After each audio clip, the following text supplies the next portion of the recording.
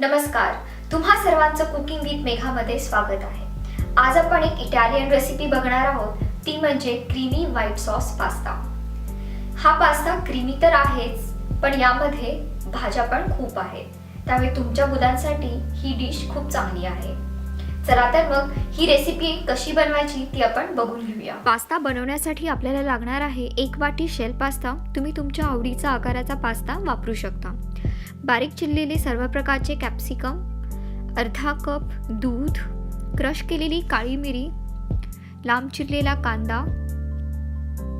1 ते 2 चमचा मैदा आपण इथे आवश्यकतेनुसार वापरणार आहोत, कॉर्न, चेडार चीज, 5 ते 6 लसणाच्या पाकळ्या बारीक चिरलेल्या, अर्धा चमचा चिली फ्लेक्स, अर्धा चमचा ओरेगानो, बटर आवश्यकतेनुसार, चवीनुसार मीठ आणि तेल। पास्ता शिजवण्यासाठी आपण उकळत्या पाण्यामध्ये मीठ घालून त्यामध्ये पास्ता शिजवायला ठेवून घेऊया। एका पॅनमध्ये 2 चमचा ऑलिव्ह ऑइल घेतलेले आहे। ते गरम झाल्यानंतर आपण त्याच्यामध्ये बारीक चिरलेला लसूण घालून परतून घेऊया। तो परतल्यानंतर त्याच्यामध्ये कांदा तसेच सर्व प्रकारचे कॅप्सिकम घालून परतून घेऊया। हे परतत असताना आपण गॅस हाय फ्लेमवरती ठेवलेला आहे। भाज्या खूप न शिजवता आपल्याला त्या क्रंची ठेवायच्या आहे। थोडा वेळ परतल्यानंतर त्याच्यामध्ये कॉर्न घालून तो देखील परतून घेऊया। आता त्याच्यामध्ये क्रश केलेली काळी मिरी तसेच चिली फ्लेक्स आणि ओरेगानो घालून ते पुन्हा व्यवस्थित मिक्स करून घेऊया।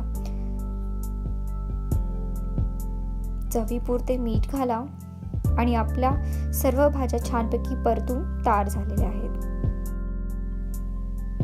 व्हाईट सॉससाठी मी एका पॅनमध्ये 1 मोठा चमचा बटर घेतलेले आहे।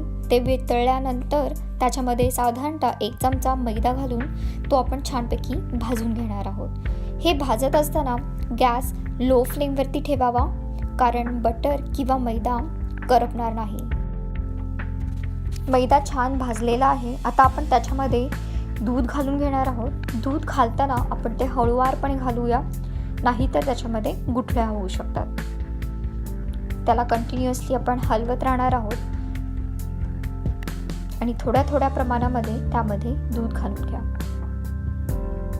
साधारणतः मला इथे अर्धा कपपेक्षा थोडंसं जास्त दूध लागलेलं आहे। मैदा आणि दुधाचे मिश्रण व्यवस्थित शिजल्यानंतर आपण त्याच्यामध्ये चवीनुसार मीठ आणि 1 चमचा चीज घालून घेऊया। चीज मेल्ट झाल्यानंतर आपला क्रीमी व्हाईट सॉस हा रेडी झालेला आहे।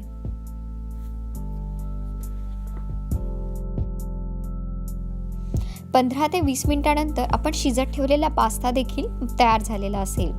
आपण हा सर्व पास्ता व्यवस्थित गाळून घेणार आहोत। गाळल्यानंतर जे थोडेसे पाणी आहे ते आपण नंतरसाठी वापरायला ठेवून देणार आहोत। तुम्ही बघू शकता आपला पास्ता छानपैकी फुललेला आहे। हा पास्ता आपण सुरुवातीला ज्या सर्व भाज्या परतल्या होत्या त्यामध्ये घालून त्याच्यावरती व्हाईट सॉस घालून आपण तो व्यवस्थित मिक्स करून घेणार आहोत।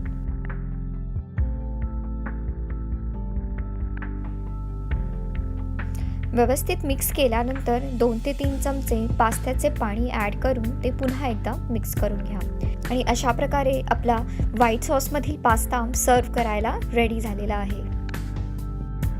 ही रेसिपी आवडली असेल तर लाईक आणि शेअर नक्की करा आणि अजून रेसिपीसाठी कुकिंग विथ मेघाला सबस्क्राईब करा।